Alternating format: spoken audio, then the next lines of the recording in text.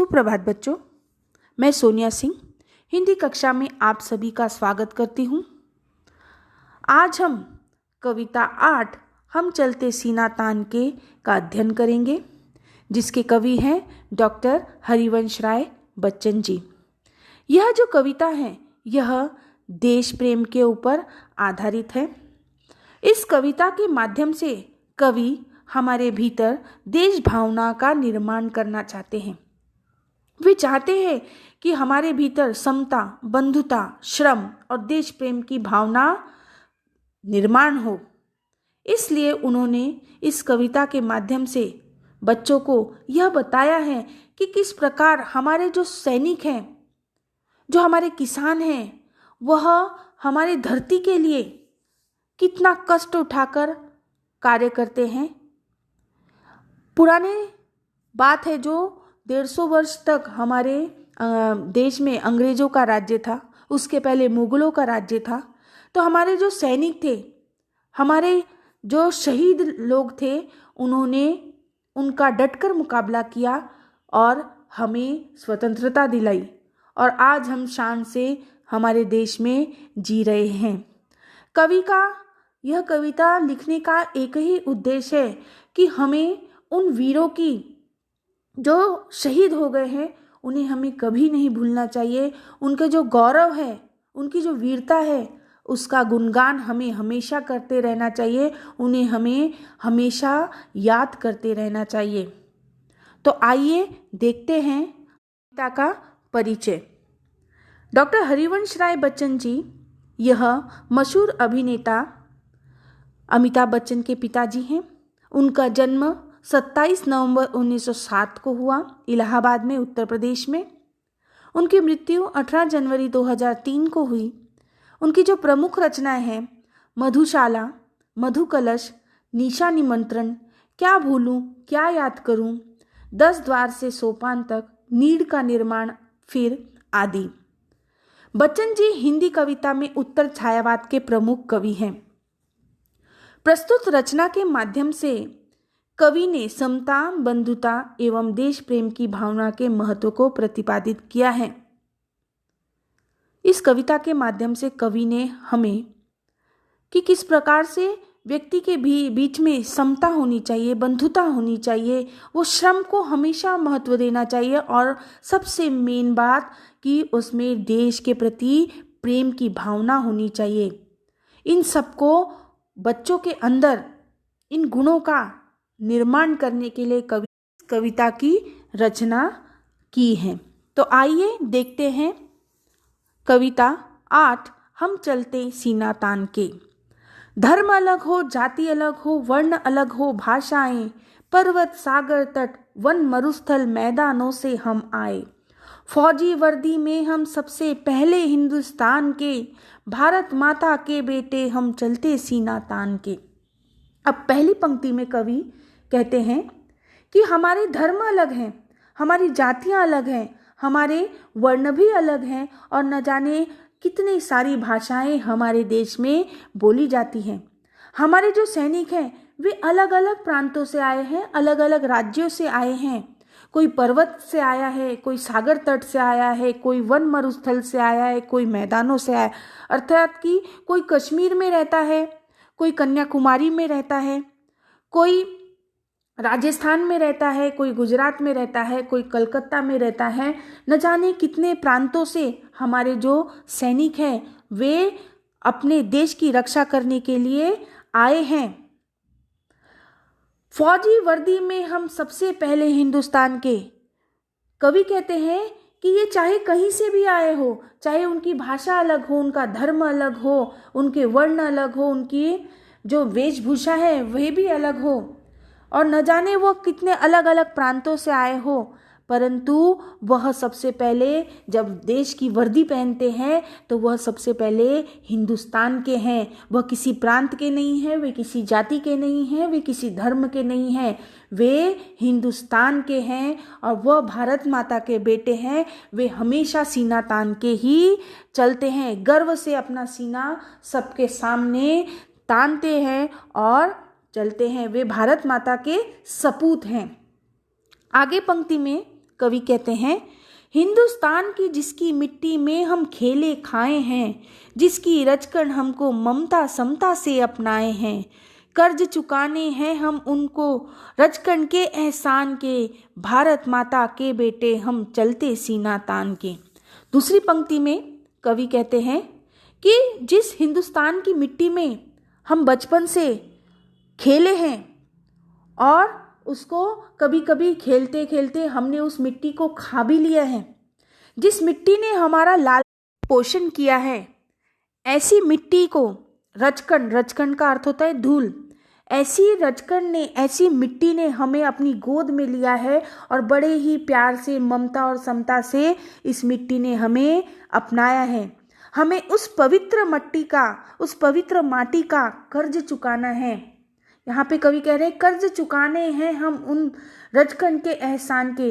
तो कवि कहते हैं कि जिस मिट्टी ने हमें बचपन से हमारा लालन पोषण किया है, उस मिट्टी में हम खेल कर बड़े हुए हैं, न जाने कितनी बार उस मिट्टी को हमने खाया है, ऐसी मिट्टी के हमें कर्ज चुकाने हैं, ऐसी धरती माँ के हमें कर्ज चुकाने हैं। इसके लिए हम कुछ भी कर सकते हैं। हम भारत माता के बेटे हैं, हम भारत माता के सपूत हैं। हम हमेशा सीना तान के चलेंगे और अपने भारत देश का गर्व बढ़ाएंगे। आगे पंक्ति में कवि कहते हैं, जिसकी पूजा में सदियों से श्रम के फूल चढ़ाए हैं, जिसकी रक्षा में पुरखों ने अगणित शीश कटाए हैं, हम रखवाले पौरुष वाले उसके गौरव मान के, भारत माता के बेटे हम चलते सीना तान के।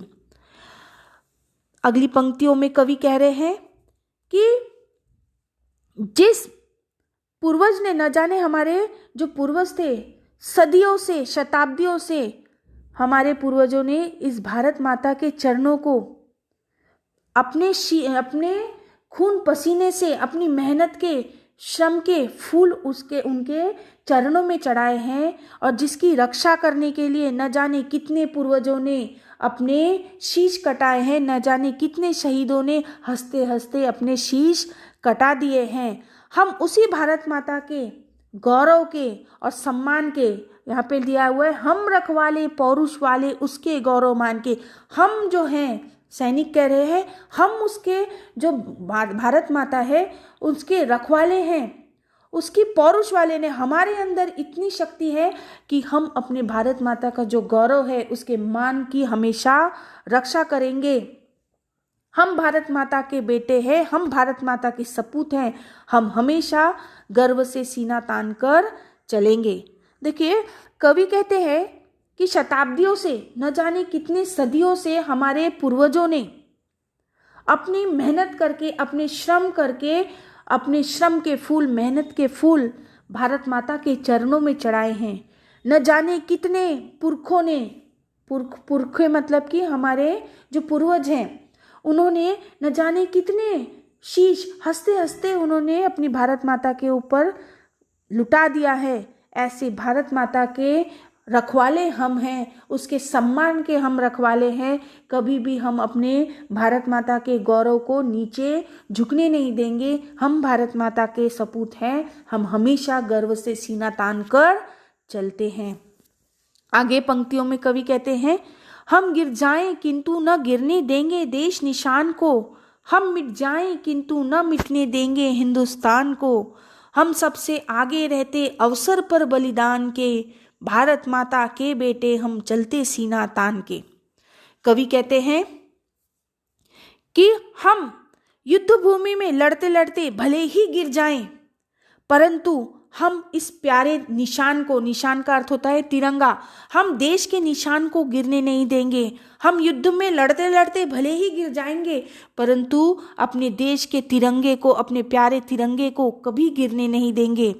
हम चाहे मातृभूमि की रक्षा करते करते मिट जाएं, मर जाएं, परंतु अपने देश के नाम को कभी भी हम मिटने नहीं देंगे। हम शहीद हो जाएंगे, परंतु अपने देश पर आँच नहीं आने देंगे। जब भी बलिदान का मौका आएगा, बलिदान का अवसर आएगा, सबसे आगे हम रहेंगे। हम अपना बलिदान देने के लिए भी जरा से हम टसमस नहीं होंगे। यानी कि हमेशा जब बलिदान का समय आएगा, अवसर आएगा, तो सबसे पहले हम बलिदान देने के लिए सबसे आगे खड़े रहेंगे। हम भारत माता के सपूत हैं, हम गर्व से सीना तान के चलेंगे।